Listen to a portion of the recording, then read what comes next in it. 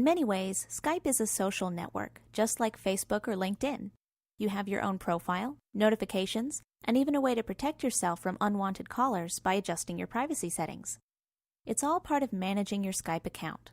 Why don't we take a look at those privacy settings first? Just go to Tools on the menu bar, then choose Options. When the window opens, click Privacy on the left. Most of these settings have to do with who's allowed to contact you on Skype. For example, right now, anyone could call me, but I can easily change that by switching to people in my contacts list only.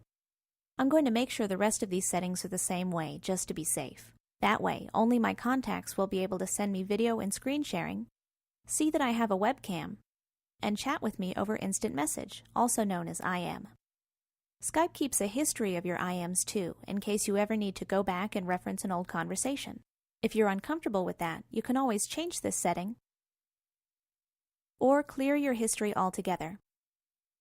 Finally, we have settings that let you control your internet safety on Skype. For the most privacy, here's what I recommend. Leave the first box unchecked to avoid sharing your online status with people on the web. You should also uncheck the third box to keep Skype from sharing your demographic information with advertisers. The only one that has to stay checked is Accept Skype browser cookies, or some features may not work for you. Now that my privacy settings are taken care of, we can move on to notifications. You'll find the link in the same window on the left. Notifications are the things that Skype alerts you to, for example, when someone comes online or wants to add you to their contacts. Notifications are always displayed as a pop-up at the bottom of your screen. Here's an example. I'm not going to change any of these settings because I'm actually happy with the defaults, but it's good to know where they are in case they become a nuisance later. You can also change the sounds that some of the notifications make, for example, a pop for an incoming IM. Just click Sounds in the same window and return here anytime you want to change or disable a sound effect in Skype. The last thing I'd like to show you is how to edit your profile and upload a picture. But first we're going to click the Save button to save and close this window. Now go all the way to the top and click the Profile tab. Filling out your profile is optional, but it's a great way to share something about yourself with other people on Skype, for example, your website or the city you live in. You can always fill out some information but leave other parts blank in order to protect your privacy. Why don't we start by uploading a picture? Just click Choose Picture from File and find the one you want on your computer.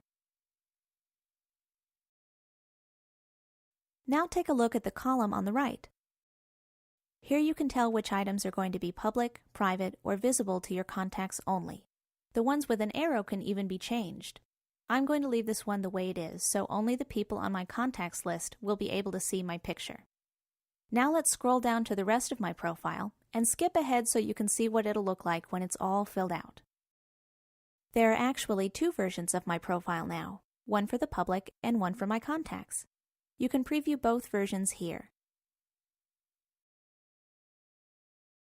See the difference? It has to do with the information you choose to fill out or leave blank, and the controls you have the ability to change, like the one for your profile picture. As you can see, managing your Skype account is easy once you know the secret to setting up your profile and customizing your privacy settings and notifications. Like what you just saw? Rate it.